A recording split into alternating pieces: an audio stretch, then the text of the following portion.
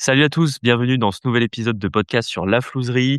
Un nouvel épisode avec non pas un mais deux invités. Aujourd'hui, on reçoit Alexandra et Arthur pour raconter leur parcours d'investisseurs. Comment vous allez? Salut Salut Julien. Julien, Ben ça va, écoute, en pleine forme. merci pour l'invite. Bah, avec plaisir, top.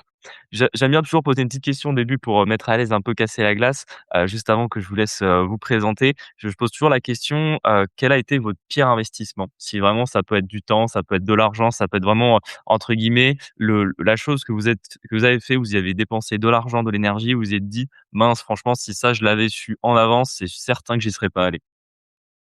Alors pour le coup, je pense que c'est moi. Lors d'un voyage au Sri Lanka, j'avais l'une de mes amies où sa mère, était, assez coquette, pas mal dans la pierre, les bijoux et cetera et elle nous avait dit, d'acheter, des pierres précieuses là-bas puisqu'on les avait beaucoup moins chères, elles étaient de bonne qualité. Et à l'époque, on avait un chauffeur qui, voilà, de plus ou moins de confiance, qui nous emmenait faire le tour du pays et qui nous a emmenés dans une boutique, apparemment, spécialisée, reconnue par l'État, tout ça et on a acheté peut-être, à peu près, enfin moi, c'était mes premiers investissements, j'étais étudiante à l'époque, peut-être 1 balles de pierres. Donc il nous a donné un certificat, voilà, tout en bonne et due forme. J'avais fait ma négo, j'étais, hyper fière de moi. Et en France, de retour en France, eh bien, j'ai fait évaluer, estimer les pierres que j'avais achetées. Bon, ben, tout ça pour me rendre compte que finalement ça valait pas grand-chose, voire rien du tout et que j'avais perdu, 1 balles qui à l'époque était, c'était énorme pour moi et je me OK. suis dit: «C'est bon, plus jamais ou du moins plus jamais, commencer un investissement sur lesquels j'ai aucune connaissance» parce que là, c'était quand même une perte sèche, qui était assez conséquente pour moi donc voilà pour la première anecdote, d'investissement raté. OK et juste pour qu'on comprenne bien, c'était des fausses pierres ou c'était des vraies pierres et juste elles valaient rien? Des vraies pierres, mais elles valaient, rien du tout. Elles étaient pas d'une qualité OK. exceptionnelle et pourtant à l'œil, elles me semblaient, tout à fait, convenables, brillantes et puis en plus, on te met dans une ambiance qui fait que ça a l'air hyper pro, Oui, voilà, puis vous présentez ça en mode: «Bah, regarde la pierre, elle brille». exactement, mais bon, quand tu connais rien, ben, tu te fais facilement avoir et voilà. OK. Arthur, tu as une anecdote aussi? Non, bah, écoute, moi, c'est pareil, j'y réfléchissais. J'ai pas trop d'anecdotes, mais moi, j'ai toujours été justement un peu frileux de ces choses-là et OK, bah, on va en parler, mais l'investissement est plutôt venu, de par Alexandra, donc d'accord. OK, OK. Très bien, très bien. Bon, beh, parfait. Merci à vous déjà pour, enfin, merci Alexandra pour cette première anecdote. Si vous deviez vous présenter en 30 secondes, 1 minute, un peu pour nos auditeurs, qui se fassent, un peu une petite idée de qui vous êtes? ouais, bah, écoute, du coup, donc Arthur et Alexandra, on a 34 ans tous les 2.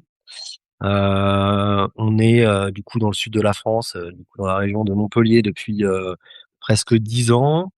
On est parents de 2 enfants de 4 et 6 ans et moi, je suis, du coup, médecin et urgentiste, et Alexandra est, auditrice, financière dans une boîte du sud de la France. Voilà un peu Notre profil. notre profil. OK, super.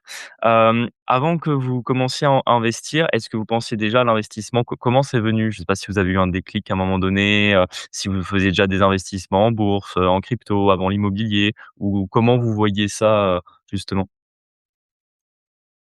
Franchement, pas du tout. On va dire que, en tout cas pour ma part, toute ma vie, j'étais, très soutenue, par mes parents et ça m'est jamais venu à l'idée de me dire, ben, qu'un jour j'allais être, entre guillemets, «confrontée au à la réalité du monde» et que j'allais devoir, subvenir à mes besoins, seule. Donc quand j'ai rencontré Arthur, on était étudiants, tous les 2. On faisait des dates, à la bibliothèque et ensuite on a eu nos 1ers jobs, on a eu, notre appart, dans le sud et encore c'est mon père qui nous l'avait acheté. Donc on n'avait pas de loyer, à payer, on commençait à avoir nos premiers euros, si je peux dire et on a fait, voilà, on a eu notre premier enfant, on a fait un gros mariage, il y a eu le covid, on a eu notre deuxième enfant, on a fait l'achat de notre résidence principale, on a fait des gros crédits pour pouvoir, la rénover et je pense qu'on était au max de nos dépenses. Donc c'est-à-dire on travaillait tous les 2, on voyageait, on avait les travaux, on avait les enfants. On a connu tout ce qui était, crèche, garde d'enfants qui coûte, un bras, une jambe et je me suis dit: «Pour qu'on puisse garder ce niveau de vie-là, en fait, on va être obligé de courir de taf en taf pour essayer d'avoir un petit gap, à chaque fois et voilà, d'être dépendant, du salariat, toute notre vie et je pense que c'est à ce moment-là où j'ai eu le déclic, si je puis dire et je me suis dit: «En fait, dans le temps, c'est pas soutenable». On a d'autres amis qui ont, des salaires un peu moindres et pourtant qui ont un, deux, 3 apparts, en locatif. Bon, je pense que quand tu es dans le déni, eh ben, tu trouves toujours des bonnes excuses. Ah, bah, lui, c'est parce qu'il se fait faire des travaux ou c'est parce qu'il avait de l'argent de côté ou c'est parce qu'il a eu un héritage et cetera. Bref, on voilà, il y avait toujours de bonnes excuses, mais on voyait quand même qu'il y avait un truc qu'on ne faisait pas correctement et on a parlé avec un ami d'Arthur, qui était un peu dans tout ce qui était entrepreneuriat, qui m'a fait notamment connaître votre podcast et écouter d'autres podcasts qui m'a un peu éveillée à la culture financière et je me suis dit, «Bah, faut qu'on y aille, quoi. Faut qu'on tente le coup». OK, donc c'est par un ami finalement que vous êtes dit: «OK, on va commencer à s'y intéresser un peu» et c'est via les podcasts, via le contenu, via justement, des d'autres investisseurs, entrepreneurs qui en parlaient que, c'est venu et que l'idée est venue petit à petit à émerger? Ouais, moi c'est vrai que c'est Alexandra qui m'en a un peu parlé. Au début, moi j'ai dit: «Bon ouais, pourquoi pas?» Je l'écoutais un peu sans trop le sans trop l'écouter. Après j'ai Oui. commencé à m'intéresser à la chose et puis je me suis dit: «Bon bah écoute vas-y, on va se lancer». Effectivement, on commençait à nos crédits pour les travaux qu'on a fait pour notre, RP, était sur la fin. On s'était dit: «Bon, bah, voilà, on va peut-être avoir un peu de liquidité, on va peut-être pouvoir, enchaîner et essayer d'investir». Mais c'est vrai que, moi où c'était enfin, où j'étais pas trop dans cette optique-là, c'est que bon, moi j'ai fait du coup des longues études où, Oui. jusqu'à mes 25 ans, quand on le sait pas trop, mais quand tu es étudiant en médecine, tu gagnes 200 € par mois. Donc j'ai vécu chez mes parents, jusqu'à 25 ans. Je suis arrivé dans le sud, j'ai connu mes premiers salaires d'interne en médecine, où je devais gagner 2 000 € par mois, quelque chose comme ça, 2 500 € par mois. Et en fait, j'ai vécu le truc, j'ai envie de profiter de mon argent, j'ai envie de sortir, j'ai envie de voyager, voilà. J'étais pas du tout dans l'optique, de l'investissement. Bon, après coup, peut-être qu'effectivement, je regrette un peu. J'aurais bien aimé peut-être investir directement à ce moment-là ou acheter, prendre mon premier appart à ce moment-là. Ça aurait été, je pense que ça aurait été un petit peu plus intelligent, mais bon, c'était un choix, un instant de vie, on va dire, mais, sans regret, c'est comme ça. OK. Bah, c'est toujours ce que j'ai envie de dire, hein, faut jamais regretter les étapes par lesquelles on passe parce qu'en fait, c'est ces étapes-là qui amènent, là où vous êtes et on le Mmh. verra plus tard dans l'épisode. Finalement, aujourd'hui, vous avez plutôt bien avancé là-dessus, donc faut toujours se dire: «Oui, si j'avais commencé plus tôt, entre guillemets, j'y serais ailleurs», mais bon, c'est toujours ce qu'on dit avec des «si on refait le monde», donc en soi, commencer à investir dans la trentaine, c'est déjà tôt, hein, on va pas se mentir. Il y a très peu de gens qui, commencent à investir à cet âge-là. Souvent, ça vient beaucoup plus tard, ça vient à 40, ça vient voire fois à 50 quand on commence à dire: «Bah, attends, je vais attendre la retraite à 10 ans, je commence à faire mes premières simulations, je me rends compte que ça va être compliqué». C'est plutôt à ces moments-là un petit peu que ça vient, donc en soi, faut pas avoir de regrets là-dessus, en tout cas, je pense. Vous aviez une peur au départ ou de l'appréhension ou est-ce qu'il y avait, un point bloquant ou est-ce que quand l'idée a commencé à émerger, vous êtes tout de suite passé à l'action? Non, en fait, bah, déjà pour refaire un peu le truc, nous, je voyais qu'on commençait à avoir, des gros salaires, Arthur et moi et pourtant avec le train de vie qu'on avait, franchement, on s'en sortait pas. Donc on s'en sortait pas. Façon de parler, mais on était toujours, plus ou moins à découvert, on n'avait pas d'argent de côté. On savait qu'on avait nos parents, en support, mais c'était pas, voilà, enfin, c'était pas en tant qu'adulte, responsable et parent, de 2 enfants, donc on a quand même deux vies supplémentaires en jeu. Mais c'était pas soutenable, à long terme et je me suis dit: «Faut vraiment qu'on fasse un truc, faut qu'on fasse quelque chose» et bah, on avait peur de se mettre, finalement, encore plus dans le rouge, de faire, peut-être, des mauvais pas et je pense qu'avant tout, au départ, je sais pas si tu te rappelles, mais lors des premiers calls, qu'on a eu ensemble pour faire un peu, l'état des lieux, je te disais: «Bah, il faut que je voie avec mon mari, je suis pas sûre» et cetera. Parce que, en fait, je pense qu'on avait déjà, premièrement, besoin de quelqu'un qui nous dise, «C'est possible». Quelqu'un qui croit en nous plus que nous et ensuite, quelqu'un qui allait nous donner un peu cette formation pour ne pas faire les faux pas, qui nous freinaient tant, quoi. OK. Parce que justement, j'allais venir, tu as tout un tout petit peu anticipé, mais c'est pas très grave. Effectivement, pour nos auditeurs, j'ai eu la chance de travailler avec vous sur vos projets immobiliers et franchement, vous avez été parmi, les investisseurs les plus impressionnants, avec qui j'ai eu, l'occasion de travailler, au cours de cette dernière année. Parce que franchement, vous avez enchaîné les OP à une vitesse incroyable et on verra ça, juste après. Donc effectivement, j'allais y venir. C'est justement, tu as anticipé ma question d'après. J'allais demander pourquoi vous aviez pas, essayé, vous-même et du coup, bah, tu as répondu, indirectement, en disant qu'effectivement vous aviez besoin que quelqu'un vous montre que c'était possible parce qu'effectivement, en soi, quand vous avez commencé à investir, vous aviez une situation qui s'y prêtait, alors à la fois elle pouvait, et je comprends la vision que vous avez l'impression que ça s'y prêtait pas, totalement parce que, beh, entre guillemets, vous aviez des gros revenus mais beaucoup de dépenses et du coup vous étiez là, en mode, bah, compliqué d'investir, si on n'est pas capable tous les mois de pouvoir épargner correctement et qu'on a toujours l'impression d'être tiraillé sur nos revenus. D'un autre côté, on l'avait vu ensemble aussi à l'époque, vous étiez finalement peu endetté. C'est aussi l'avantage des fois des hauts revenus, c'est que finalement vous n'étiez même pas à 35 de taux d'endettement malgré les crédits conso que vous aviez, malgré le crédit RP que vous aviez. Donc en fait, ça laissait de la marge, mais c'est vrai que votre problématique, et on y reviendra après pour savoir comment est-ce qu'on a pu y travailler ensemble, c'était l'épargne. C'était OK, comment est-ce qu'on va pouvoir investir si malheureusement on n'a pas forcément le premier apport pour, payer les frais de notaire sur la première OP? Bah, c'est sûr, pour le coup, on avait zéro d'épargne, quoi. Ouais, ouais, effectivement. Après, effectivement, je pense que ce qui nous a, bien servi, c'est qu'on avait des gros revenus avec 2 CDI, donc ce qui est quand même, je pense, pour les banques, très rassurant, quoi. OK, OK, OK. C'était quoi votre objectif de départ quand on a commencé à travailler ensemble? Qu'est-ce que vous étiez fixé? J'ai plus trop de souvenirs, mais l'idée, c'était vraiment en fait, déjà de commencer quelque chose, quoi. De démarrer. De démarrer, d'essayer de faire le max ce qu'on pouvait faire avec le temps qu'on avait, parce que c'est vrai que quand on a 2 enfants à gérer, on a quand même 2 boulots qui nous prennent énormément de temps. On savait pas trop quand même dans quoi on se lançait, on savait pas le temps que ça allait nous prendre réellement. C'est assez compliqué quand même à À estimer, visualiser? à évaluer le temps d'investissement, en tout cas, en termes de temps, dans l'immobilier comme ça. Moi, Hem, je m'étais dit, si on fait 2 apparts, en 1 an, c'est cool. ouais. Moi, je m'étais pas donné trop je voulais avancer vraiment, au fur et à mesure, quoi. OK. Essayer et voir un petit peu comment ça allait prendre, quoi. Je trouve que c'est bien comme objectif que quand on commence, parce que si on se fixe tout de suite des gros objectifs, alors d'un côté les gros objectifs, ça permet de prendre du recul, de se dire: «OK, il va me falloir beaucoup de temps, beaucoup de travail pour y arriver». Mais d'un autre côté, ça peut avoir ce côté où finalement ça pousse à repousser parce qu'on se dit: «En fait, si je me fixe tout de suite de me dire que je veux acheter, 10 biens immobiliers en 5 ans, bah, en fait, j'ai un peu la flemme parce que je vois jamais mes 5 prochaines années, de manière difficile». Et d'un autre côté, le fait là de se dire: «OK, mon objectif, c'est finalement de démarrer», je trouve que c'est un des meilleurs objectifs qu'on peut avoir pour une première OP parce que justement le but, c'est d'avoir le déclic du passage à l'action. De se dire: «OK, maintenant, on y est. Maintenant une fois qu'on l'a fait, bah, entre guillemets, ce qu'on dit, c'est ce qui a été fait n'est plus à refaire» et il y aura jamais d'opération plus difficile que la première parce que c'est celle où on a tous les doutes, c'est celle où on se dit, «Bah, mince, faut surtout pas qu'elle se passe mal».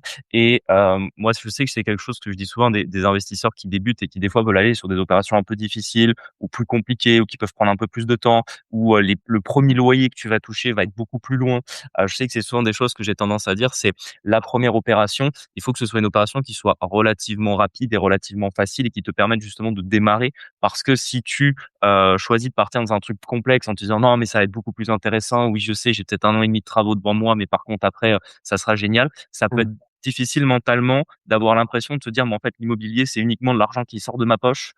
Et il y a rien qui rentre pendant une longue période. Ça, je sais que mentalement, ça peut être, très compliqué. Moi, j'ai eu ça quand j'ai commencé. C'est pour ça que j'étais parti, sur des opérations, qui étaient simples. C'était, des appartements T2, T3 qui étaient mis à la location rapidement ou entre guillemets, «on encaissait tout de suite le premier loyer» et dans ma tête, je me disais: «OK, maintenant j'ai encaissé un petit peu d'argent grâce à l'immobilier. Si j'ai une dépense, elle sera compensée par ce que j'ai encaissé». Et pas de partir sur un truc trop complexe en se disant: «On sort de l'argent, on sort de l'argent, on sort de l'argent» et on se dit à la fin: «Bah, est-ce que je vais vraiment finir par rentrer, quelque chose, quoi. Donc je trouve que c'était vachement bien de se fixer comme objectif, de dire: «OK, faut qu'on démarre une première OP et à partir de là, après on verra ce qu'on choisit de faire en fonction de comment elle s'est passée et de, plus ou moins, beh, j'imagine l'énergie ou pas que vous aviez dû mettre dedans». Ouais, On va y tout à venir justement à la première OP. Qu'est-ce que c'était? Sur quoi vous êtes partis en termes, de type d'OP, en termes de chiffres? Ben, on s'était dit, coloc à Montpellier.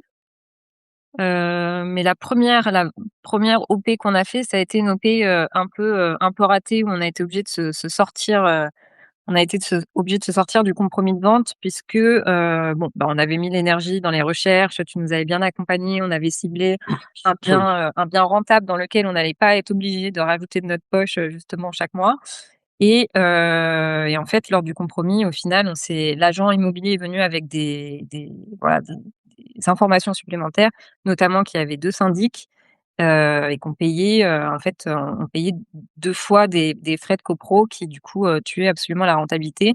Donc ça, c'était à peu près en février, mars, puisqu'on a commencé l'accompagnement en février. Mmh. Donc en mars, on signait un premier projet qui, bon, bah, finalement a été avorté, mais pour autant, vu qu'on était à ça de notre première acquisition, On a rebondi assez rapidement derrière. Je crois qu'on l'a trouvé, quelques semaines après, ouais, moins d'un mois après, je crois, de OK. finalement notre, du coup, bah, l'appartement qu'on a choisi effectivement pour mettre, donc pareil, on est resté sur la coloc. On était essentiellement, enfin, on s'est basé là-dessus. On voulait faire une coloc de 3-4 chambres. C'était un peu ce qu'on avait en tête, donc vraiment c'est moi qui avais fait les recherches et vraiment je me suis centré sur ça. J'ai essayé, comme tu nous avais effectivement conseillé, de pas avoir des critères de recherche trop larges pour essayer quand même d'avoir, vraiment un objectif sur un type de bien et un type de prix. Donc je crois qu'on avait regardé dans les 200 000 €, voilà, une, coloc de 4 chambres. On a trouvé, et du coup, bah, ce premier investissement, on a payé, bah, on avait un appart de 3 chambres, possibilité d'en faire une quatrième ouais, dans Montpellier qui était affiché à 190 et on l'a négocié à, 177 500. ouais, Voilà, frais d'agence inclus. ouais, c'est ça. OK. OK, OK.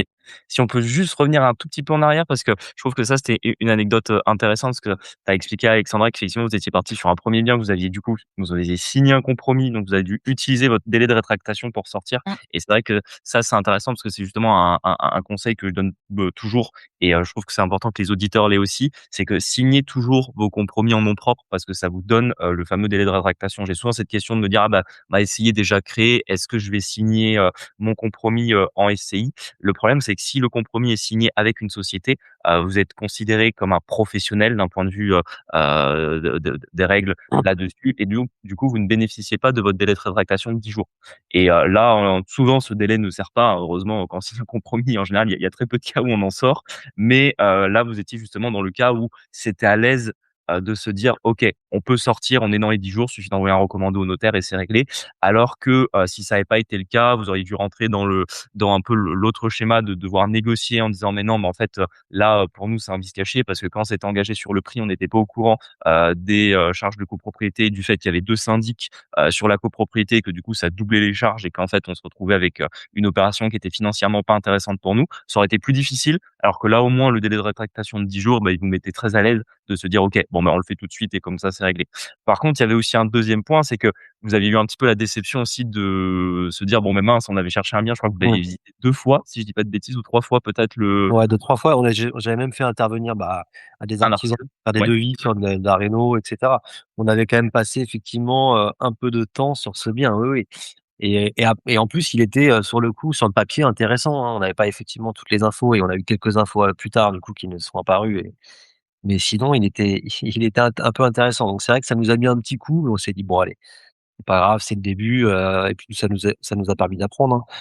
tout à fait, tout à fait. C'est toujours ce que je dis, hein, c'est que ce genre de péripéties, ça arrivera à tout investisseur immo. Maintenant, il y a toujours un jet de dés, c'est, plus ou moins la première opération, est-ce qu'elle va être plus ou moins facile à trouver? C'est, vous jetez un dé et sur, Ouais, si vous faites un, bah, malheureusement, des fois, ça va être un peu plus long pour trouver la première OP, alors que si vous faites 3-4, bah, en général, c'est à peu près le nombre de visites qu'il va falloir faire. Des fois, je vois comme ça des investisseurs qui vont réussir à trouver un bien en une semaine. Des fois, coup de chance, 1er bien, première annonce, premier appel d'un agent immobilier, ça match et puis des fois, il faut chercher, un peu plus, ça peut mettre un peu plus de temps. Il y a le type de bien aussi forcément qui rentre en compte. C'est vrai que vous étiez partis sur un projet coloc et on en avait parlé ensemble, c'est parfois un peu moins évident à trouver parce que forcément les colocations, faut faire ça quand même dans des, grandes agglomérations. Il y a un peu plus de concurrence à l'achat forcément, et quand on veut arriver à caler sa négociation en plus derrière, ça peut être plus compliqué. Mais finalement, vous aviez quand même fait une négociation qui est, somme toute, intéressante, hein, sur le bien que vous aviez vu donc visité, affiché 190 000, vous l'aviez négocié 177 500 et en Mmh. plus, autre anecdote là-dessus, toi Arthur, tu lâches jamais rien sur les négociations. Moi, je sais que ça m'avait impressionné aussi, c'est que tu es du genre à torturer le vendeur et tu as bien compris qu'entre guillemets, le vendeur, tu le reverras pas et que si tu peux lui gagner 1 000 €, c'est toujours 1 000 € que toi tu économiseras, quoi. Ouais, ouais, non, non et puis c'est toujours je trouve que c'est toujours satisfaisant, enfin, la négociation, ça a un petit côté comme ça en plus, même quand tu arrives à gratter 1 000 ou 2 000 €, ça a un côté assez satisfaisant je trouve, et ouais, il faut pas la enfin, faut pas lâcher, hein, souvent, Alors que pour le coup, ça, c'est vraiment sa partie parce que moi, en négo, j'aurais été incapable de faire ça. J'ai toujours l'impression d'être, déplacée, voire irrespectueuse, j'ose pas, vraiment, quand il y a négo à faire, j'envoie Arthur et je sais qu'il va revenir, ouais et puis avec la coupe à la maison, quoi. Ouais, qui fera le boulot là-dessus. ah non, non et puis en plus on savait que voilà, c'était le moment de d'acheter, les vendeurs étaient pas en position de force aussi donc on sait qu'il y a de la marge, quoi. Bah, tu raison, surtout que c'est vraiment l'avantage, de faire des opérations immobilières en ce moment, c'est que les acquéreurs sont en position de force. Là, C'est on est ça. quand même dans un marché qui est plutôt lent, dans l'immobilier en ce moment.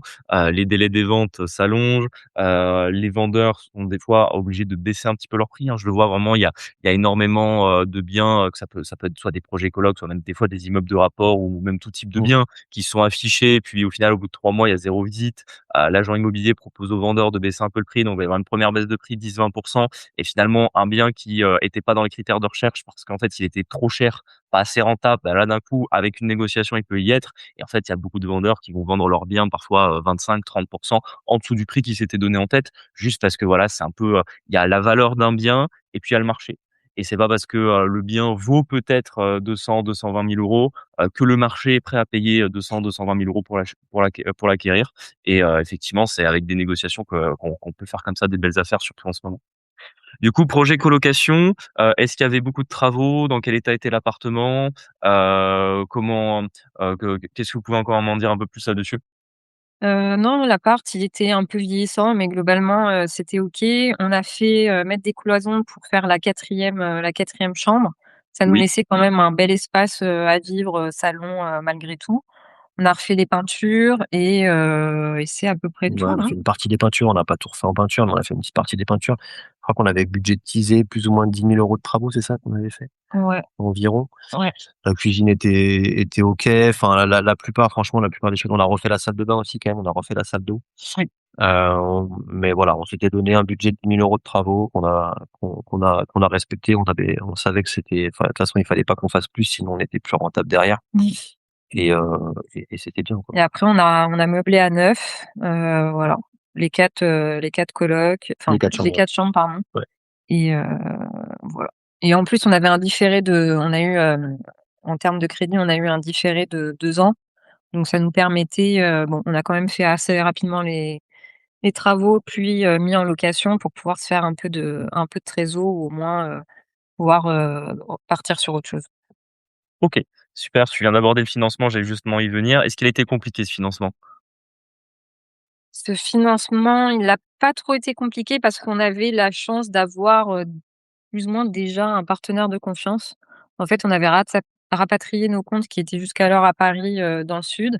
Arthur avait un bon contact avec, le conseiller et il nous avait même, donné une première enveloppe, d'investissement. Bon, je crois qu'on l'a dépassé, mais qu'importe. Et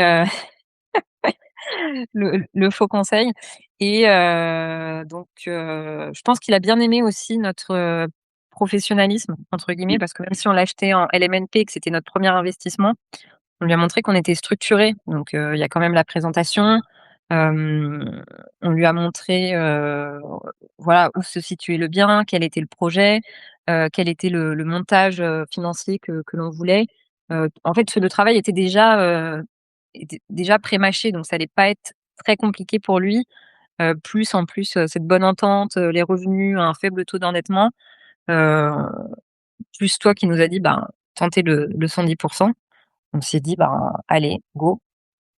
OK. Parce qu'effectivement, c'est vrai que c'était, on l'a dit il y a quelques minutes, c'était votre, votre «point faible» entre guillemets quand vous avez démarré l'immobilier, c'était le manque d'épargne. Donc entre guillemets, la première opération devait, quasi obligatoirement être faite à 110 et c'est vrai que vous aviez la chance d'avoir un conseiller bancaire que ça ne freinait pas le 110 qui en plus vous avez déjà validé une enveloppe. Alors sur ce que je dis, hein, sur les enveloppes validées par les banquiers, c'est que en général, c'est souvent beaucoup moins que ce que vous pouvez emprunter. C'était par le fait justement que vous aviez enfin que vous avez toujours des revenus qui sont, assez importants. Mais on avait quand même mis toutes les chances entre guillemets, de votre côté. Le dossier bancaire, c'est super important. Même si le banquier, il y a un bon contact, même si, il prévalide une enveloppe et cetera, plus vous allez, faciliter le travail du banquier, plus naturellement son financement, il a envie de le faire et il est prêt à faire une concession comme justement, un 110. En plus, effectivement, tu l'avais dit aussi il y a quelques minutes en arrière, vous avez eu un différé de 2 ans et ça, c'était justement quelque chose qu'on avait vu aussi en termes de Mmh. stratégie. C'est que justement, on savait que les travaux duraient pas 2 ans, que globalement, il y en avait pour aller 1 mois de travaux, après vous mettiez en location et que du coup, ça vous permettait d'avoir une échéance de prêt qui allait être plus basse pendant, quasiment, 1 an et demi, 2 ans et que ça allait vous permettre de mettre du cash de côté pour justement les prochaines opérations. Parce que même si celle-ci, était passée à 110, on va y venir après pour les suivants. Je vous disais: «Bon, ben, voilà, les 110 ça reste quand même exceptionnel. Normalement, on peut pas les avoir sur toutes les OP». Exact. OK, OK. Du coup, vous avez mis, cette OP-là, elle se termine, en quel mois à peu près? Est-ce que ça a été compliqué de mettre en location? Comment vous avez ressenti également quand vous avez eu le 1er loyer qui tombe sur le compte?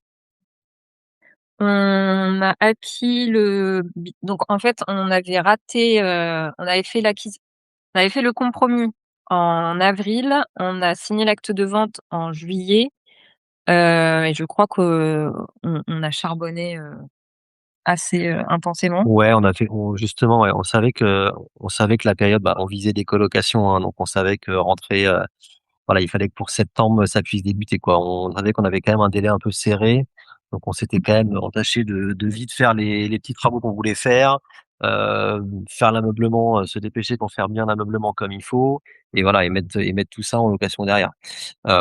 Et après du coup on a fait des annonces sur la carte des colocs.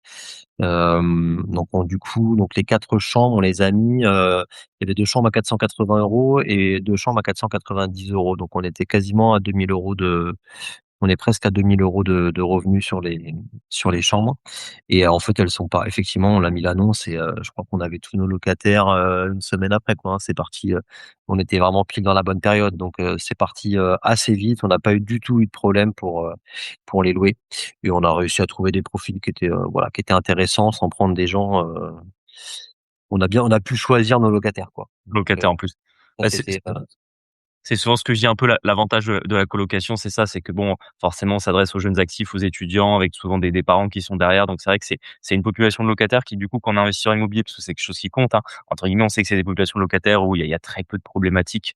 En général, les seuls problèmes que vont éventuellement avoir un jour un investisseur en coloc, c'est, des fêtes dans l'appartement et encore ça, quand on sait un peu comment les choisir et comment faire en sorte que justement, bon, ils s'entendent bien, mais pas trop bien non plus. Ça permet en général d'éviter justement ce point-là. Donc en plus, une belle OP à quasi, 12 brut, hein, du fait que vous fassiez à peu près, 2 000 € de loyer, là-dessus. Après forcément, c'est une coloc où il y a un peu plus de frais aussi. On rentre dans les, stratégies, d'augmentation de la rentabilité sur un bien, mais bon, du coup, ça reste quand même une belle OP rentable. Vous faites combien de cash flow, dessus, au moment où vous payerez, l'échéance, d'amortissement complète? Combien vous ferez de cash flow sur cette OP? Je crois que j'avais calculé, peut-être, je crois que c'était 700 € peut-être. OK. Ah franchement magnifique. Sur une OP ouais, à ouais, 2. sans compter après, je suis pas sûr qu'on compte la taxe foncière et les charges de copro, mais ça nous revient, je crois, à 500 € j'avais compté, Ah hein. oui, sans le OK. Parce que là, c'est juste vraiment Oui, on va dire c'est le cash flow brut et après vous rajoutez Ouais, c'est les le charges. cash flow brut, si on voilà. retraite vraiment tout, ouais, effectivement, net dans la poche, ça sera 500 €. Ouais et peut-être, entre 300 et 500 parce que c'est effectivement, après on a mis il y a internet, il faut mettre internet, il y a le gaz, il y a l'électricité, enfin voilà. Mais OK. oui, mais des 300 € on les aura normalement, on les a largement en tout cas. Entre 300 et 500 Sachant €. que sachant qu'en plus, tu as été forcément en financement à 110. Donc pareil, hein, toujours ce que je dis aussi, c'est que sur un financement à 110, vous allez avoir une échéance de prêt qui est un peu plus élevée aussi. Donc naturellement, on fait moins de cash flow sur une OP à 110 qu'à 100. Ça aussi, ça compte. Est-ce qu'à un moment, vous avez Mmh. failli ne pas faire cette OP? Est-ce que vous avez douté, à un moment de vous dire, «Est-ce qu'on la fait? Est-ce qu'on la fait pas?» Non, je pense qu'on était tellement, rodés, avec toi, Non, non, ouais, c'est vrai qu'on n'a pas douté et puis après on avait les éléments, il y avait pas de drapeau rouge, on avait vraiment quand même tout checké avec toi et puis c'est vrai qu'on avait confiance donc on avait instauré un climat de confiance, tu nous as validé le projet, non, non, je pense pas, franchement, on n'a pas eu de doute et puis on avait vraiment le truc, c'est qu'aussi on avait envie de voilà, on avait envie que ça se fasse, parce qu'on avait l'échec OK, du premier, on avait envie aussi. d'avancer, voilà, on avait envie de finaliser ce premier projet et non, non, ça cochait quand même toutes les cases donc non, non, on n'a pas douté. mmh. Et justement, au niveau de l'accompagnement, quelle est la chose qui a fait la différence pour vous sur cette première OP? Bah, ce qui est sûr, c'est on connaissait pas grand-chose nous quand même en immobilier avant ça, hein, on avait acheté notre RP donc on avait cette expérience-là, mais bon, qui est quand même une expérience différente. On avait refait les travaux chez nous, donc on avait quelques petites connaissances, mais vraiment c'est vraiment très, très, très léger, quoi, hein. Donc la différence, c'est vraiment toute la plus-value de toutes les étapes, en fait, hein. Toutes les étapes, de la recherche du bien, jusqu'à la mise en location, hein. Ouais, je pense que c'est essentiellement, ouais, je pense que c'est essentiellement 2 choses. Beh, le cadre, voilà, nous sécuriser un peu sur, en fait, toutes les steps jusqu'à l'acquisition, jusqu'à la mise en location. Donc, que ce soit le dossier de financement, même un peu plus loin, comment faire un bail et cetera.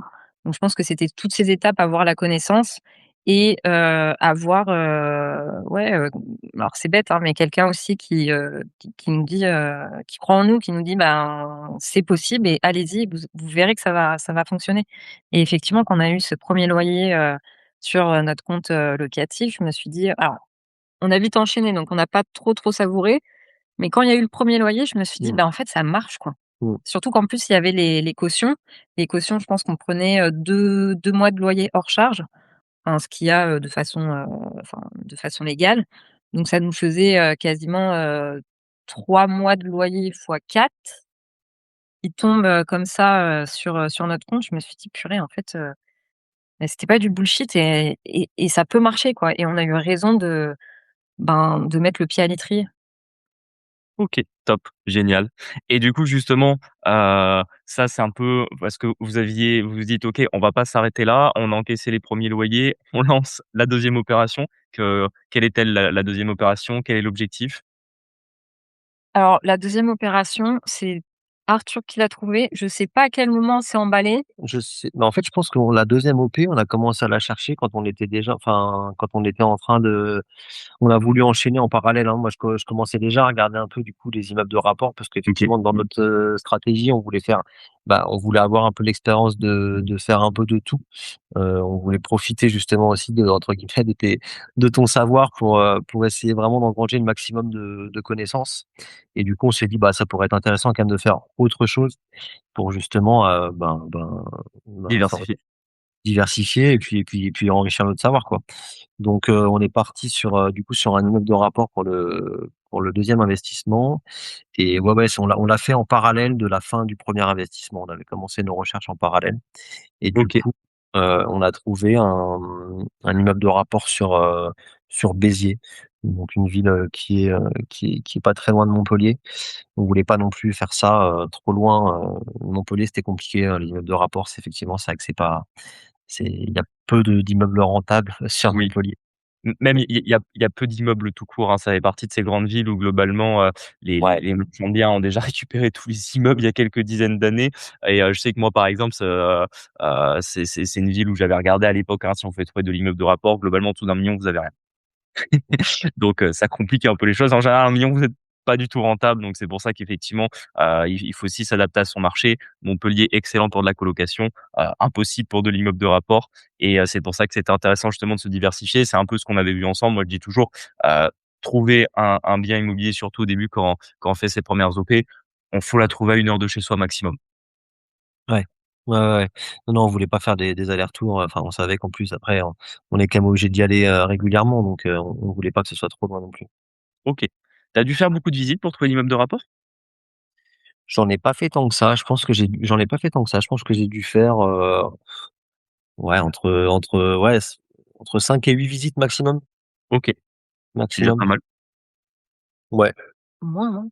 Mmh. Moi, il me semblait que tu en avais pas fait des masses et en fait, on a commencé, vu qu'on fait la gestion locative en direct, enfin, c'est surtout moi, on a commencé à appliquer un peu, votre méthode, à savoir on fait pas la même chose ensemble. On fait pas une même tâche tous les 2. Donc c'est Arthur essentiellement qui faisait les visites, si bien que pour cet, immeuble-là, le jour où on l'a signé, donc en septembre, on a signé l'acte de vente, cet immeuble finalement je l'avais jamais vu, quoi. Mmh. OK, ouais, ça effectivement, c'est une bonne stratégie que je donne et on y reviendra un peu plus tard dans l'épisode de comment justement vous vous organisiez, mais c'est déjà un 1er bon tips que je donne aux gens qui font de l'immobilier à plusieurs, hein. En général, c'est souvent dans le couple, mais globalement, c'est soyez jamais au même endroit, à plusieurs, sauf s'il y a vraiment une raison de l'être ou parce qu'on a envie de l'être, hein, parce que bien évidemment, c'est des fois normal de se déplacer, à 2 si on veut, voir un immeuble, si, montrer, à l'autre justement ce qu'on va acheter, ça peut avoir de l'intérêt. Mais c'est vrai que nous, c'est une stratégie qu'on applique avec Marie. C'est qu'aujourd'hui dans l'immobilier, on se déplace jamais à 2, hein, on fait la répartition parce que bon, Marie est plus aujourd'hui sur la gestion, locative, parce qu'après chacun se spécialise un petit peu. C'est vrai que, bah, c'est plutôt moi aussi qui vais faire plutôt les visites sur les premiers projets, enfin sur les nouveaux projets, les choses comme ça. Mais c'est vrai qu'en général, je dis qu'il faut pas être, à 2 au même endroit parce que nous, c'est ce qu'on faisait à l'époque. On faisait tout à 2, on faisait les visites à 2, pour, trouver les biens, on faisait les visites avec les locataires, on faisait des états des lieux à 2, on faisait tout à 2. Alors bon, c'est génial, on passe du temps ensemble, mais on n'avance pas parce que sinon, c'est pas efficient. Et c'est vrai que ça, c'est un excellent tip, ce que vous avez tout de suite mis en place, c'était de vous dire: «OK, faut qu'on ait un partage des tâches», parce qu'effectivement, vous avez chacun 2 activités professionnelles qui prennent beaucoup de temps. Vous avez 2 enfants, il y a tout le reste à gérer. Si en plus vous voulez faire des opérations immobilières, vous pouvez pas vous permettre d'être tout le temps à 2 partout, sinon c'est pas réalisable.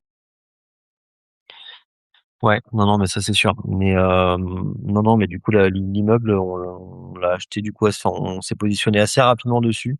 OK, Il était affiché à 233 200 € OK, et on l'a négocié à 220 000 €. Il était déjà pas mal rentable au prix auquel il était affiché. Mais bon, on s'était dit qu'on allait essayer de baisser un peu le prix encore une fois. On a fait jouer parce que par exemple enfin donc c'est un immeuble de 5 appartements, essentiellement des T2 et il y avait un petit studio au dernier étage. Le cinquième c'est un petit studio au dernier étage qui fait, 17 au sol, mais qui fait moins de 9 mètres en Ouais, c'est carrez. Donc on avait un peu joué là-dessus comme quoi, ben, en fait, c'était pas normalement, on pouvait pas vraiment le louer en meublé, que ça allait être un peu compliqué donc voilà. On avait joué là-dessus, je me rappelle qu'on avait joué là-dessus pour la négo et pour faire encore baisser un peu le prix, de la négo, quoi. OK, OK, OK. Je me souviens qu'il y avait aussi là une anecdote intéressante, c'est que les vendeurs avaient accepté votre offre alors qu'il y avait une offre concurrente plus haute? Ouais, exactement. Les vendeurs avaient accepté, ouais, ouais, c'est vrai. Maintenant que tu nous le rappelles, ouais, ouais, effectivement, parce que je pense qu'en fait, ils avaient pareil, hein, en fait, ils avaient apprécié notre profil.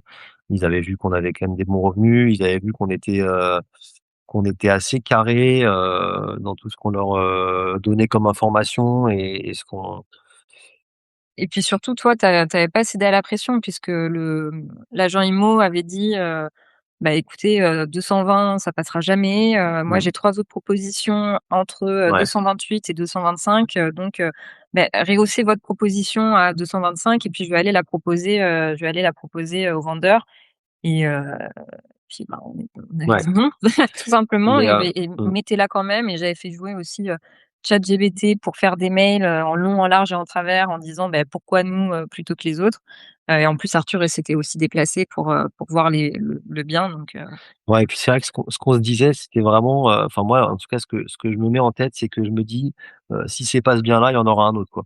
Donc l'idée, c'est vraiment de faire quand même des opérations rentables et que, bah, si ça marche pas, si ça va pas dans notre sens, bah, tant pis, on passe à un autre, quoi, hein, et on enchaîne, quoi.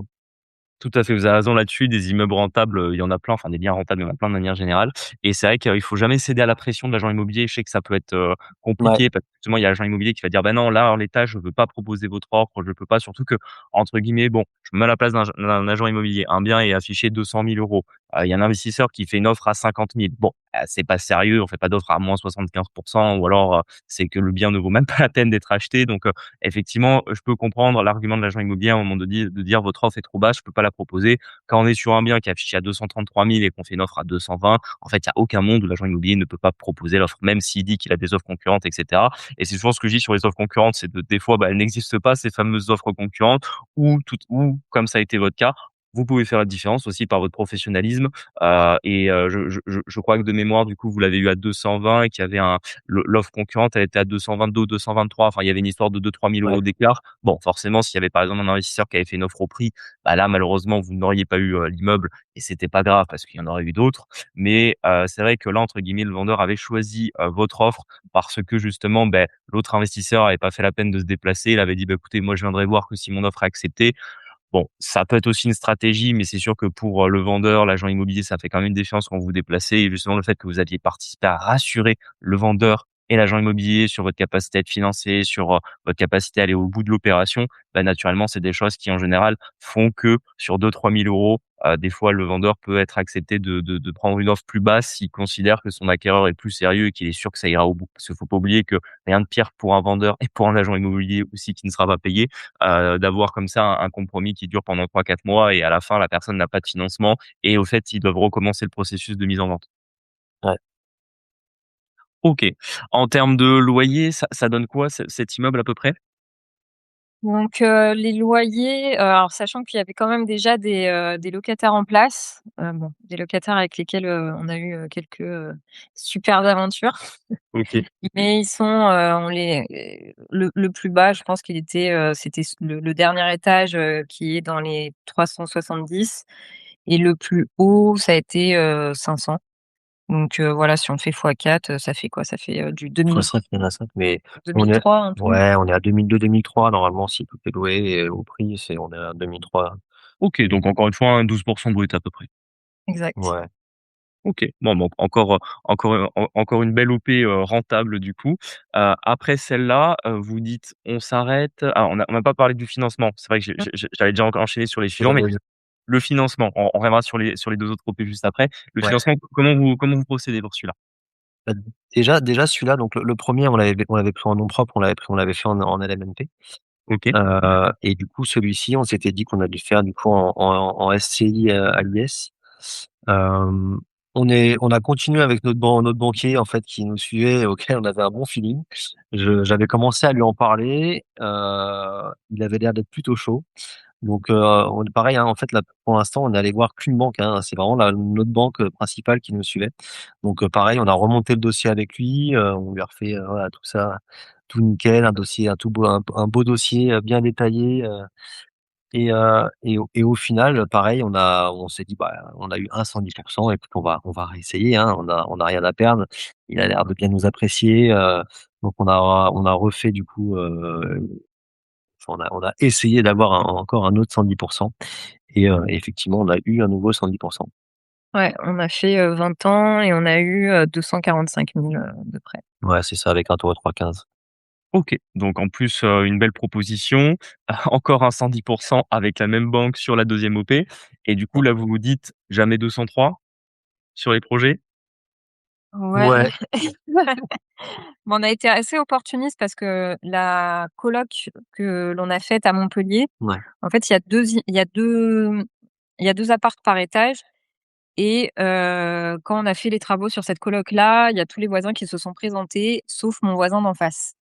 Ils nous ont dit: «Ben, écoutez, je pense que cet appart, il est à l'abandon, on voit pas le propriétaire, et cetera, et cetera». Donc voilà, par pur opportunisme, je me suis rapprochée du syndic en demandant est-ce qu'il pouvait me mettre, en relation avec le propriétaire, dans l'objectif, d'une potentielle acquisition. Ça a marché, j'ai eu le contact, du propriétaire, j'ai visité l'appart qui était plus petit que celui d'en face, il était à 75 m². ou un peu moins, 73.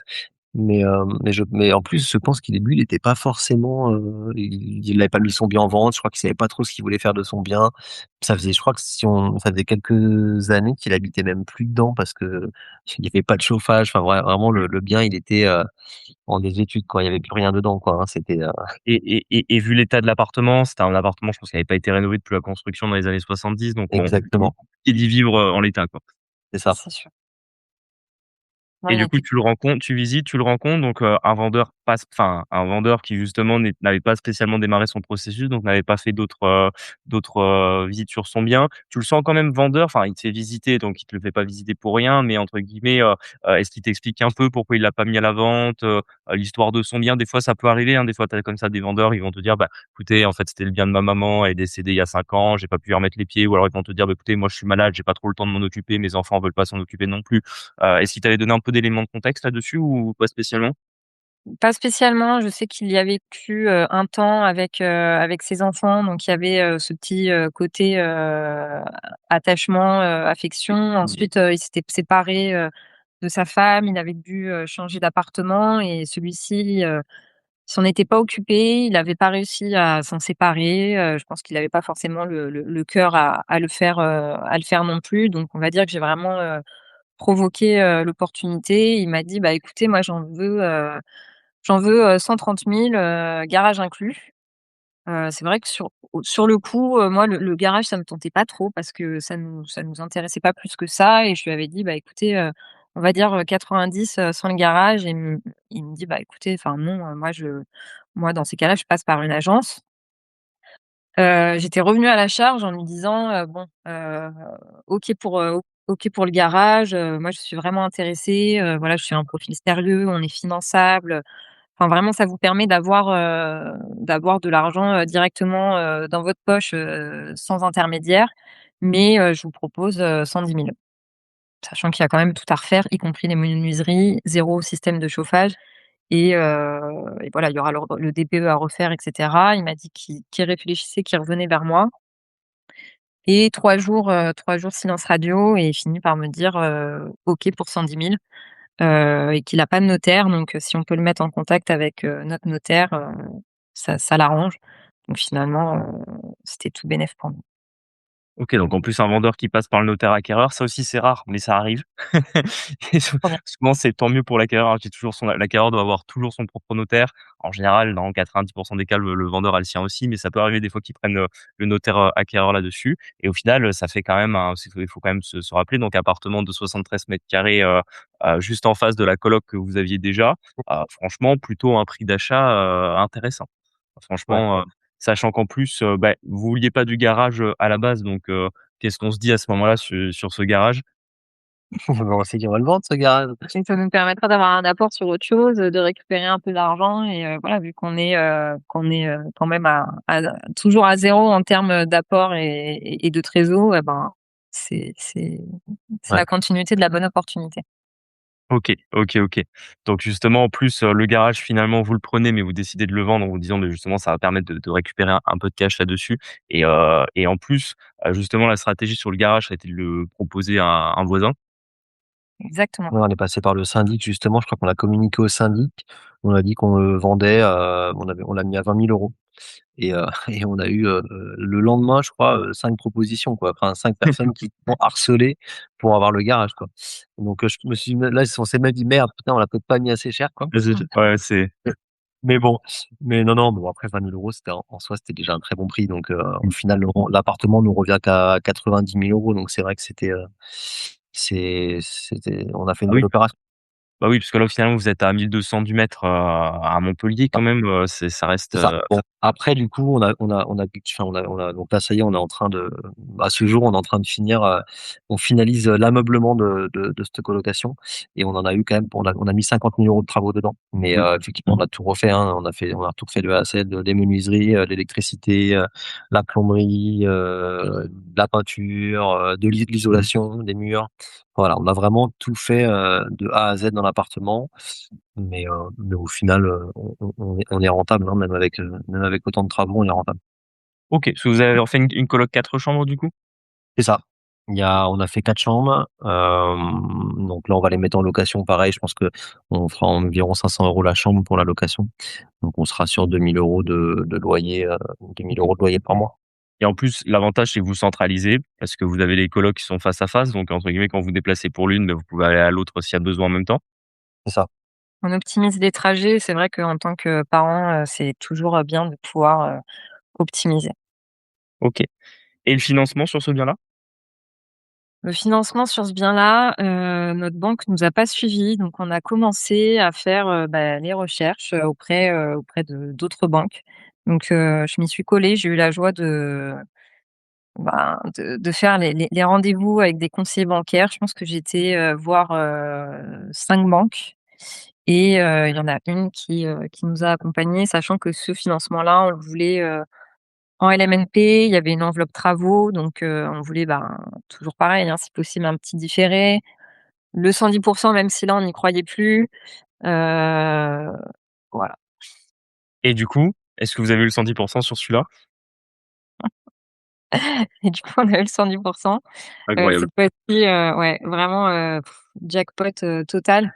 On s'était déjà organisé pour pouvoir, voilà, voir comment rassembler un peu d'argent pour faire un apport puisque bon, là le troisième 110 clairement, Vous n'y croyez pas, on n'y ouais. croyait pas. Mmh.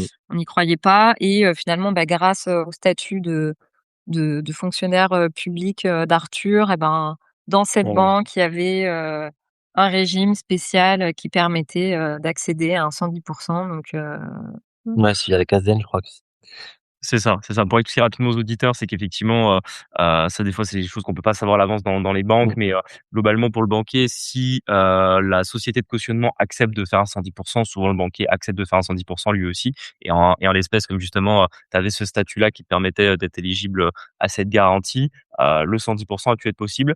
Et ce que je tiens quand même à expliquer aux auditeurs, c'est que, quand on avait fait le 110 ensemble, bon, je partais pas non plus, full confiant, mais je me disais voilà, sur un premier projet, par rapport à votre profil, par rapport à vos revenus, une banque peut faire l'effort de vous financer à 110. En l'espèce, c'était votre première banque qui vous avait accompagné. Quand il y a eu le deuxième projet, je vous ai dit: «Ouh faire 210 surtout dans la même banque, c'est rare. On va quand même le tenter, mais voilà, faut pas trop y croire non plus». Il est passé. Là, troisième financement, je vous dis: «Bon, là, les 110 on a déjà eu 2. En soi, vous êtes j'en déjà fais hors pas. stade en termes de chances d'en avoir, sachant qu'en plus, vous allez devoir aller voir une nouvelle banque et que des fois, c'est plus compliqué pour un banquier sur ce qu'on appelle un prospect, donc un client qui vient le voir, qui n'est pas encore client de la banque, d'avoir du 110 et finalement, vous avez encore un 110 du coup, sur la troisième opération. Donc franchement, c'est incroyable et comme quoi ça montre que, quand on est déterminé, qu'on a la bonne stratégie, et qu'on sait parler au banquier, qu'on lui amène, des éléments, qu'on négocie avec lui, qu'on fait, l'effort de se professionnaliser, dans la manière dont on présente son dossier, on peut avoir ces choses-là. Alors bien évidemment, je vais pas, mentir aux éditeurs en disant que tout le monde peut avoir 310 d'affilée, mais par contre, voilà, le 110 aujourd'hui existe et franchement, vous êtes la preuve, d'un couple, d'investisseurs qui se bagarre, qui, fait, de entre guillemets «son point faible» quand vous avez démarré l'immobilier qui était l'apport, finalement un point, même si qui aurait pu être bloquant, qui finalement a sauté et vous avez rien lâché là-dessus. Parce que c'est vrai que sur ce troisième financement, Alexandra, tu avais fait pas mal de banques,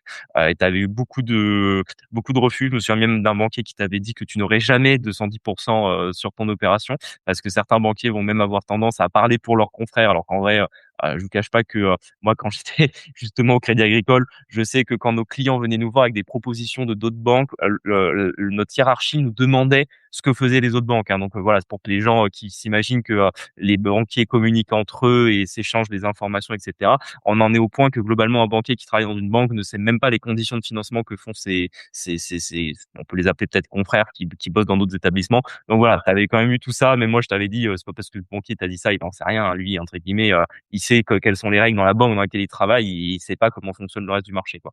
Donc, franchement, c'est top, vous aviez rien lâché, là-dessus. Donc, un immeuble de rapport, 2 colocations, vous décidez de vous arrêter là. Vous dites: «C'est déjà pas mal, finalement en un an, déjà 3 opérations».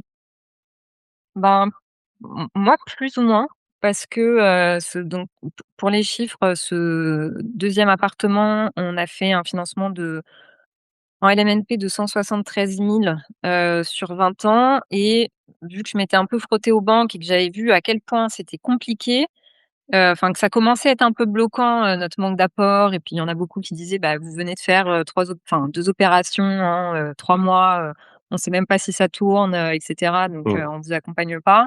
Là, on avait réussi à faire la 3e OP en quoi? En s on l'a signé quand? Ouais, en moins d'1 an, en tout cas, peut-être en 6 mois. Heu, bon, moi, je commençais à avoir un peu chaud. Ouais et je sais même pas comment du coup, bah, du coup on a fait on a fini par une 4e OP, en 1 an et putain je sais même plus comment elle est venue cette 4e OP. Si, Beh, moi je m'en par toi, hein. Ouais, moi je m'en souviens bien, Arthur, tu m'as Ah envoyé une annonce d'un nouvel immeuble qui avait l'air très intéressant et moi, c'est toujours ce que je dis, c'est que même si, bah, là, entre guillemets, voilà, ça faisait, en moins d'un an, vous aviez déjà fait 3 OP, bah, voilà, je veux dire, je ouais, suis, toujours honnête et franc dans la manière, dont je travaille avec des investisseurs. Alors, je vous ai dit: «Écoutez, là, pour moi, en l'état, ça me paraît compliqué d'en financer une 4e, mais l'immeuble étant intéressant», je t'ai dit: «Va quand même visiter».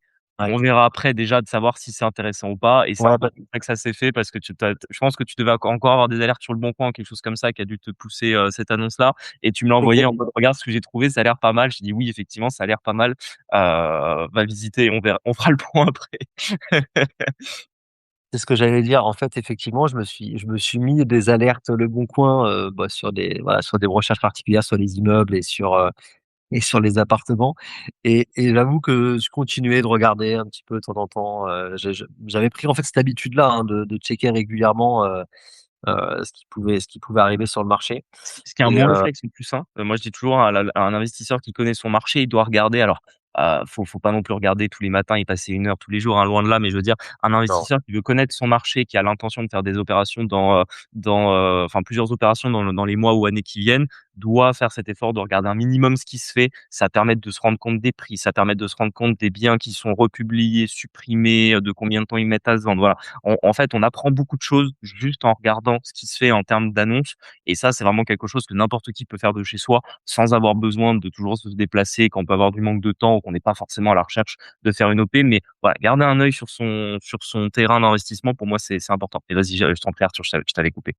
non, non, mais ouais, du coup, je suis allé visiter, heu, je suis allé visiter, je suis tombé du coup, c'était un particulier qui le vendait.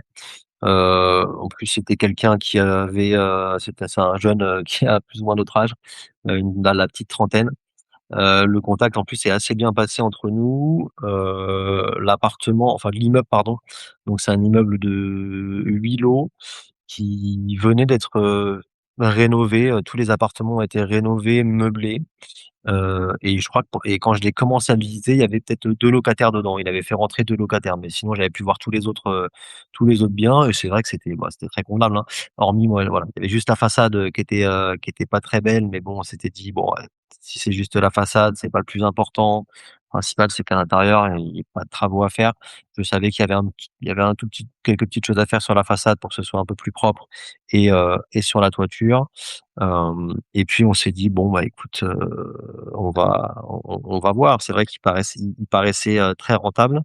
Il était du coup affiché à 374 000 €, et du coup on a fait une négo à 355. On a fait une négo jusqu'à 355 et après du coup, bah, il a fallu aller voir les banques. Sachant que je me souviens sur la négo, ça m'a marqué, c'est que vous avez reçu un mail d'un vendeur que je n'avais Ouais. jamais vu jusque-là. Un vendeur qui vous a félicité pour la négociation que vous avez réussi à faire et vraiment même moi j'en revenais pas parce que j'ai jamais vu un truc comme ça. Mais comme quoi vraiment vous aviez su trouver les mots, pour faire baisser le prix parce que bon, même si là la négociation elle peut paraître pas hyper, importante, faut quand même voir qu'en soi c'est un immeuble qui venait d'être rénové et en plus, les rénovations étaient quand même pas mal faites entre guillemets, les apparts étaient quand même plutôt sympas.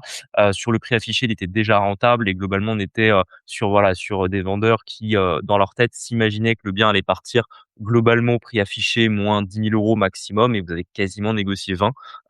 Soit vous avez encore gagné quasiment 10 000 € sur, ce que les vendeurs, imaginaient lâcher en dernier prix. Ouais, je sais pas ce que tu lui as dit, mais vraiment, je me Non, rappelle mais cette négo, c'était marchand de ouais, tapis, quoi. j'avais négocié parce que je lui avais montré qu'il y avait quand même quelques travaux à faire sur la façade et sur la toiture. Donc j'étais parti sur ça en fait, comme, Comment? comme argumentaire de négociation et j'avais fait venir mon artisan pour lui voilà, pour montrer aussi que, bah, voilà, j'étais intéressé et puis qu'il me chiffre les travaux à réaliser, quoi.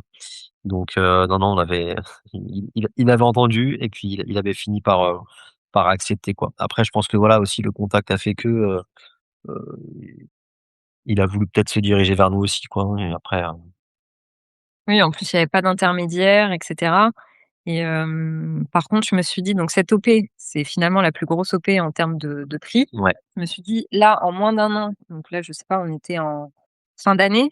On avait fait notre première acquisition en juillet, là, on était fin d'année pour faire la quatrième. Je me suis dit: «Mais comment ça va passer?» On a signé le compromis, mais je me suis dit: ça va être chaud», mais vu le moi, j'ai aussi cette perception un peu de loyauté et d'engagement. Je me suis dit: «On peut pas, enfin, le propriétaire, on peut pas lui faire à l'envers, faut que ça marche, quoi». ouais. Oui. C'est vrai qu'on était enfin moi je me suis lancé dans le truc, mais après coup, à un moment donné, je me suis quand même posé, je me suis dit: «Putain, on en je suis quand même pas certain qu'on va nous financer derrière, quoi». Je me suis dit: «Que dans quoi je me lance?» Mais bon, en fait, c'est vrai qu'on a eu cet avantage-là d'avoir tellement de bonnes, comment dire? De «chance» entre guillemets peut-être avec les banques, où on a probablement bien négocié avec les banques, on en a mais c'était un argument de plus pour se dire: «Bon allez, on va y aller, on va essayer, tant pis, on va Pour le voir». compte. Et c'est vrai que moi, du coup, sur cette OP-là, je vous avais dit: «Bon, par contre, là, je pense que c'est la fin de la partie sur les centres de financement. Va falloir, faire un apport». Donc bon, heureusement, par rapport, entre guillemets, «aux 1res OP qui commencent à se terminer», au fait que vous rentrez un peu de trésor, de plus ou moins, vous arrivez à se dire: «OK, on va arriver à faire l'apport là-dessus». Par contre, il fallait quand même trouver une banque, au moins pour un financement à 100. Là encore, vous devez, du coup, repartir en recherche, d'un nouveau partenaire bancaire, parce que la première banque, bon, voilà, vous avez déjà fait deux opérations en moins d'un an, vous savez que ça va être, compliqué. La deuxième, l'OP est pas encore finie, donc entre Mmh. guillemets «compliqué» de retourner voir son banquier tant que l'OP est pas finie. Donc là, il faut trouver une troisième banque. Est-ce que c'est facile? Sachant qu'entre guillemets, vous avez déjà pris des noms sur d'autres banques pour la troisième OP. Donc entre guillemets, là, vous êtes un peu limité en termes de nombre de partenaires. Comment vous procédez là-dessus? Bah, on a quand même, retapé à la porte, de nos banques, actuelles, bon, bah, effectivement, qui nous ont mis, un gros stop. J'ai été voir, d'autres banques, bon, ben, pareil, hein, un gros nom, et puis en plus on avait 2 mois finalement pour trouver un financement. Au bout d'un mois, toujours rien, ça commençait à être vraiment chaud et ça allait être encore, de toute façon une acquisition cette fois-ci en SCI et heu et on a eu la chance de trouver, par connaissance un partenaire bancaire. OK. Qui a accepté de vous suivre, du coup, sur cette OP-là? Qui a accepté de nous suivre, ouais, mais c'était pas gagné parce qu'en termes de documentation, bah, vu qu'on était assez, pas novices, mais en tout cas nos opérations étaient assez récentes, bon et qu'on commençait à avoir, pas mal de patrimoine, mais en brut, cette Oui. fois-ci. Forcément en net et toujours des apports, bon OK, mais pas non plus de grosses réserves. On a dû donner un nombre de documents, absolument incalculable. C'est-à-dire, des on a fait faire des attestations par notre expert comptable, de chiffre d'affaires. Moi, j'ai demandé aussi, à mon père, s'il pouvait, me faire un virement pour remplir le livret A, pour faker un peu, d'avoir, des ressources, de côté. Enfin, vraiment, ça a duré, enfin, monter le dossier, je pense que ça a mis, 3 bonnes semaines, Ouais. ouais, 3 bonnes semaines avec plusieurs allers-retours, avec, plusieurs sollicitations à d'autres personnes, plus, faire un devis parce qu'on voulait aussi une enveloppe travaux. Enfin, vraiment ça a pas été les doigts dans le nez, quoi. OK. Mais à la fin, du coup, quand même, l'accord de financement et l'acquisition, je crois que vous avez signé il y a un mois maintenant à peu près? Non, on l'a signé, la semaine dernière. Ah, la semaine dernière, OK, pardon, Ça y c'est est, donc il est à nous et en fait, on a fait un prêt donc j'ai créé une nouvelle, SCI donc bon, toujours, les joies de l'INPI vu que je fais, tout maison. Mais OK, on a eu, donc nouveau financement 380 000, voilà, sur 20 ans SCI avec un différé de 6 mois, donc voilà. OK. Et petite anecdote que vous m'avez donnée tout à l'heure en off avant de démarrer l'épisode. La banque s'est trompée sur le déblocage chez le notaire, parce qu'ils auraient dû débloquer que, le montant de l'acquisition, pour que vous puissiez faire l'apport des frais de notaire. Ils se sont trompés, ils ont débloqué la totalité de ce qu'appelait le notaire et du coup, en soi, sur le papier, même si bon, vous aviez fait une enveloppe travaux du coup pour la façade et pour, les 2-3 petites bricoles qu'il y avait à faire au niveau de la toiture. Mais globalement, là, dans les faits, vous avez pas apporté votre apport chez le notaire et c'est la banque qui a tout débloqué, quoi. Exactement, parce que cette enveloppe travaux finalement a été débloquée pour, couvrir les frais de notaire. Donc, encore une fois, On on peut se dire qu'on a fait, 410 en 410. en 1 an.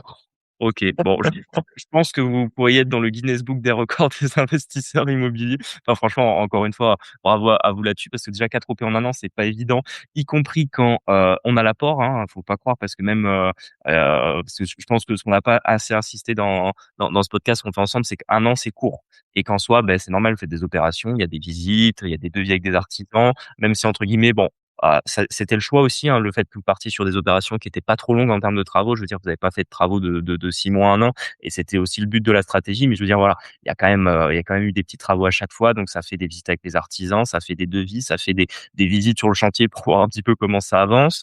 Plus, bah, forcément les colocs, il y avait les meubles. Vous avez fait une grosse partie, du montage des meubles vous-même et cetera. Donc voilà, il y a quand même déjà beaucoup de temps investi, pour faire 4 OP en 1 an, y compris quand on a les apports et qu'on fait pas des 110%. Mais en plus, vous avez réussi l'exploit de le faire à 110% avec encore une fois, bah, votre détermination d'aller voir plusieurs banques, de négocier avec eux, de vous professionnaliser sur le fait de venir avec un dossier complet tout là-dessus. Donc encore une fois, vraiment bravo là-dessus et je pense que les auditeurs seront vraiment impressionnés de voir votre capacité à vous être financé parce que voilà, s'il faut quand même, être honnête avec les auditeurs, vous aviez des gros revenus, hein, vous l'avez dit en présentation par rapport au fait que toi, Arthur, tu es médecin et toi Alexandra, tu es auditrice, mais ça fait pas tout, hein. C'est pas uniquement parce qu'on a des gros revenus que le 110 est automatique, loin de là.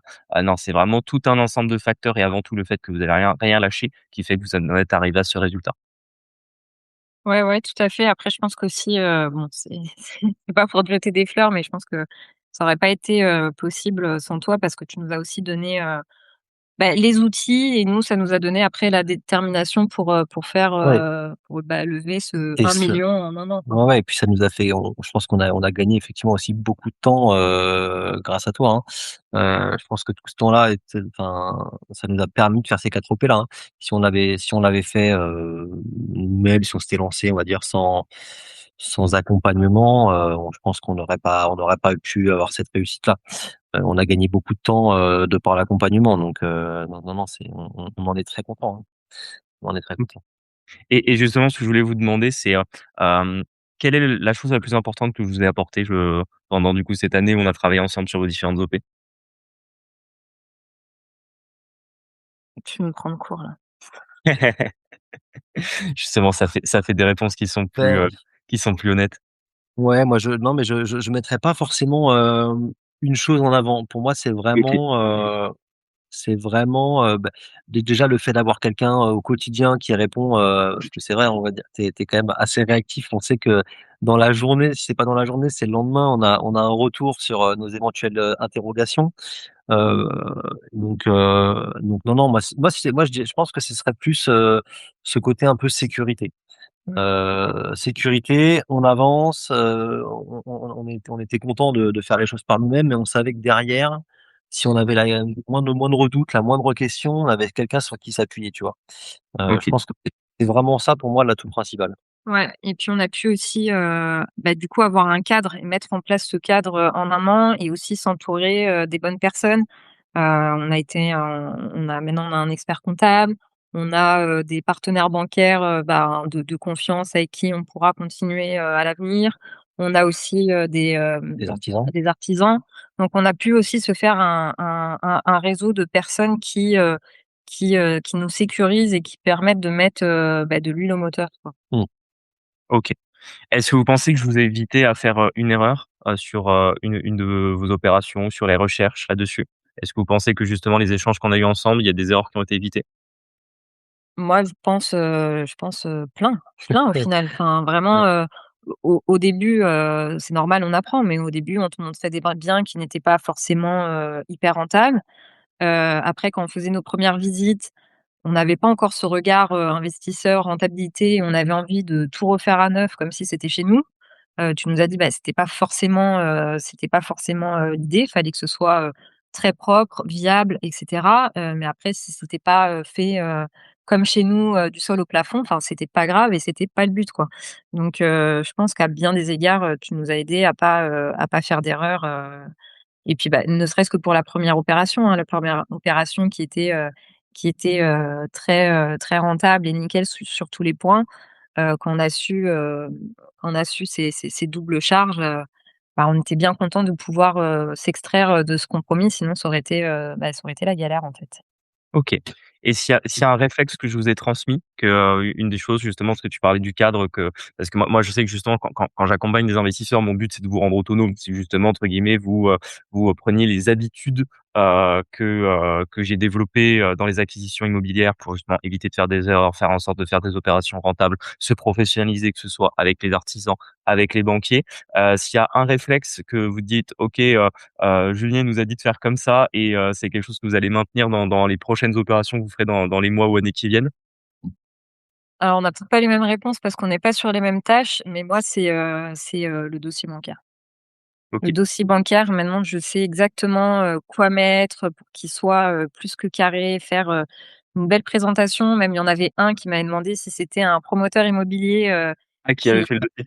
qui avait fait le dossier, bon, c'est pas pour autant que j'ai eu mon financement, mais il était impressionné en tout cas, par, la présentation, par, les documents et cetera et par, voilà le professionnalisme, du projet et ça, voilà, c'est toi qui me l'a appris et après j'ai mis un peu ma touche, à force de me prendre des portes et donc maintenant je sais que je suis rodée, quoi. Et surtout de savoir comment parler aux banquiers, hein, c'est ça surtout qui est important parce que c'est vrai que là, entre guillemets, avoir un dossier, ça permet aussi de bon, beh, forcément, c'est le dossier, je suis ancien banquier, donc c'est vrai que je sais exactement quoi mettre dedans pour Mmh. que ça fasse un peu l'effet waouh aux banquiers. Mais d'un autre sens, il faut aussi que, bah, toi, tu sois capable d'argumenter auprès de lui, de savoir comment il pense, quelles vont être ses contraintes et comment toi, de ton côté, tu peux justement apporter des réponses à ces objections pour qu'il puisse te suivre.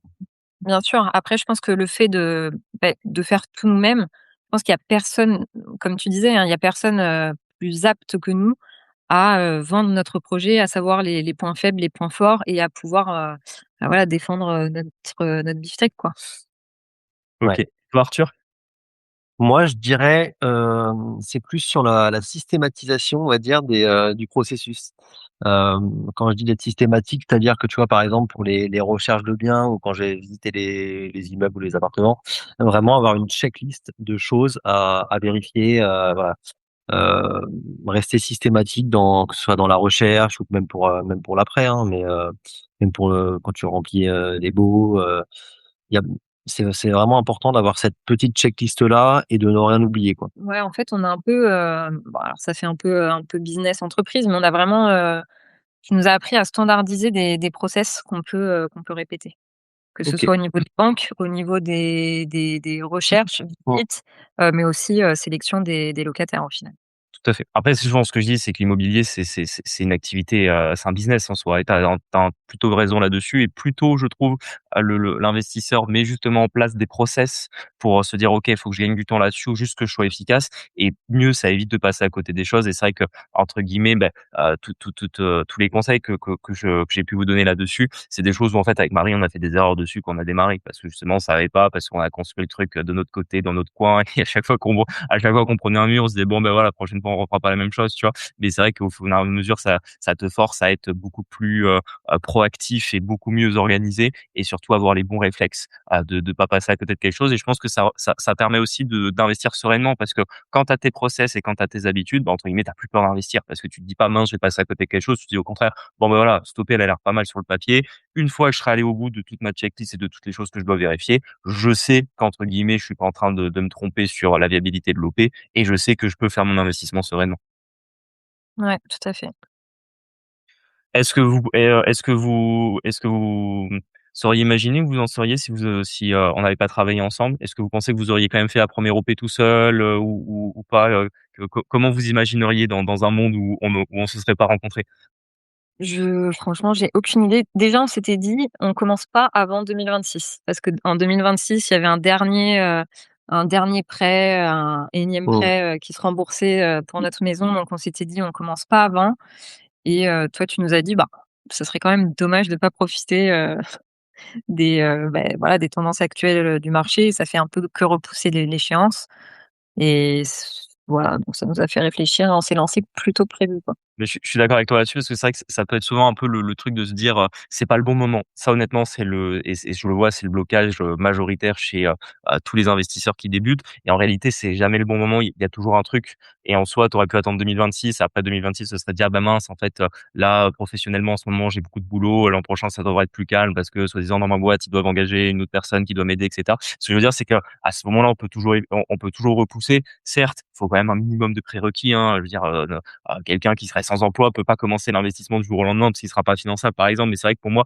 j'ai toujours tendance à dire, bah, voilà, on va voir pourquoi penses-tu qu'il y a quelque chose qui t'empêche de démarrer? OK, bah, regarde quand même tout ce qui fait qu'aujourd'hui, c'est le bon moment et quand tu fais, le pour et le contre, globalement, souvent, la chose que tu pensais qui t'empêchait de passer à l'action, c'est souvent celle qui, en réalité, est la moins importante, la moins grave et qui, permet de démarrer tout de suite. Ouais, je pense qu'aujourd'hui, j'ose espérer qu'on aurait au moins signé un compromis pour un appart, mais on n'aurait certainement pas été à 2 colocs et 2 Non, immeubles. non, mais on aurait été beaucoup plus frileux, ça c'est une évidence, hein. OK. Bon, merci à vous pour vos retours là-dessus. Peut-être une toute dernière partie que je voulais un peu aborder avec vous parce que justement je trouve ça toujours intéressant, les profils de couples qui investissent au niveau des forces et faiblesses, de chacun. Comment vous organisez un peu aujourd'hui? Alors là déjà à travers l'épisode, moi si j'ai bien retenu, bah, Arthur tu es plutôt un peu en ce que j'appelle front office sur, les négociations, les visites de biens et cetera. Toi Alexandra, c'est plutôt les dossiers bancaires, à la gestion des locataires. C'est des tâches qui sont parfaitement définies ou ça peut dépendre un peu du temps que vous avez sur la semaine? Comment vous organisez un peu là-dessus? Non et tu t'as bien défini la chose, hein. Moi, effectivement, généralement, c'est recherche de biens, visite, négociation, et puis après la suite, Alexandra prend la suite sur tout ce qui est dossier bancaire, contact avec la notaire. Ça, c'est plutôt son domaine et puis derrière, moi, je suis plus sur, donc rénovation, travaux. Ça, je gère généralement les artisans et après effectivement, Alex gère plus tout ce qui est, mise en location, gestion des locataires, après, le quotidien. Alors après, bon, oui, ça peut arriver que certaines tâches, on en fonction de notre comme tu dis, notre activité, parce que parce qu'effectivement, on a aussi quand même un autre travail Oui. donc en fonction des semaines et en fonction de notre emploi du temps, on peut se répartir un peu les tâches différemment, mais quand même, on s'est structuré de façon à ce que, ça n'arrive, que très peu. Parce que je pense qu'on a vraiment des champs de compétences qui sont différents et on essaye de les respecter, on va dire. Ouais et puis au-delà de ça, bon, mine de rien, avec le quotidien que l'on a, l'immobilier, c'est quand même une vraie charge.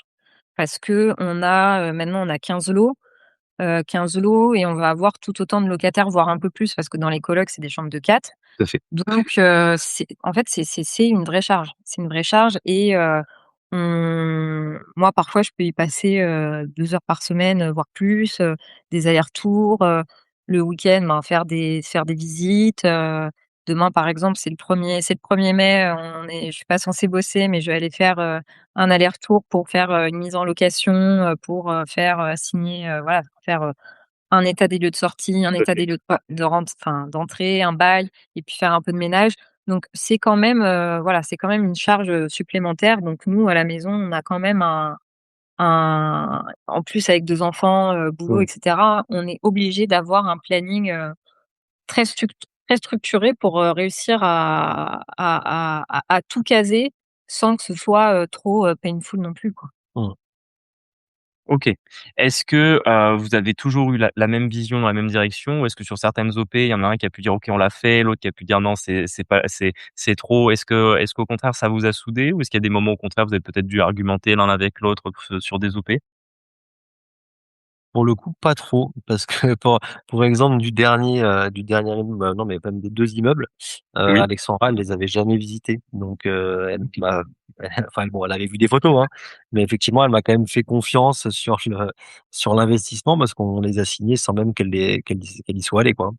Donc, on se fait assez confiance sur tout ce qu'on fait, chacun et bah, ça évite les doublons aussi, hein. Ouais, quand on a commencé l'immobilier ou en tout cas quand j'ai commencé à insuffler un peu l'idée à Arthur, je savais pour le coup que c'était le bon partenaire pour faire équipe avec moi. Parce que c'est vrai qu'on a rarement des points de désaccord. En tout cas pas de grosses choses, structurantes. Je savais qu'il avait aussi, enfin voilà la force et la niaque, d'y aller et que ça allait vraiment, enfin qu'il y avait du potentiel, que ça allait vraiment pouvoir fitter. Donc voilà, je lui faisais, confiance, les yeux fermés et à 2 on a fait bonne équipe. On est souvent, raccord sur tout. Bon, on a chacun aussi nos apports, mais on est complémentaires et voilà, je pense que ça on Mmh. fait une bonne équipe. OK. Est-ce que vous auriez un message pour, les couples qui écoutent cet épisode, qui hésitent à se lancer dans l'immobilier ou qui, ont peut-être commencé à investir, savent pas encore, comment chacun trouve sa place et cetera? Qu'est-ce que vous leur diriez? Bah, qu'il faut se lancer tout simplement, que, après généralement chacun va trouver sa place assez naturellement. Après franchement, heu, c'est vraiment je pense dépendant de chacun, mais je mais je pense que tout le monde peut trouver un peu sa place, son domaine de compétences, et que ça se fait assez naturellement. En tout cas, après effectivement il faut quand même bien s'entendre et avoir la même vision des choses à l'initiale, hein. Ça c'est je pense que c'est important, mais Après pour nous, c'était assez, naturel. On va dire que déjà dans la vraie vie, on est ensemble, on est mariés, on a des enfants, on a acheté la RP à 50-50. Continuer en tant que partenaire, sur, le reste de nos opérations, sans penser, divorce ni sans penser à l'avenir, pour mmh, nous, c'était assez naturel. Après pour les personnes qui sont pas forcément dans la même configuration que nous, rien n'empêche à l'un, d'acheter en nom propre, et l'autre, d'acheter en nom propre aussi et d'avancer sur, une autre configuration que le 50-50. Quoi qu'il en soit, la première étape, et la plus importante, c'est faire le premier pas et y aller, quoi. c'est ça. Après bon il faut enfin où il faut être quand même honnête, c'est que ça prend du temps. On a effectivement 2 métiers très prenants, les enfants qui sont petits et où on a quand même envie de s'en occuper.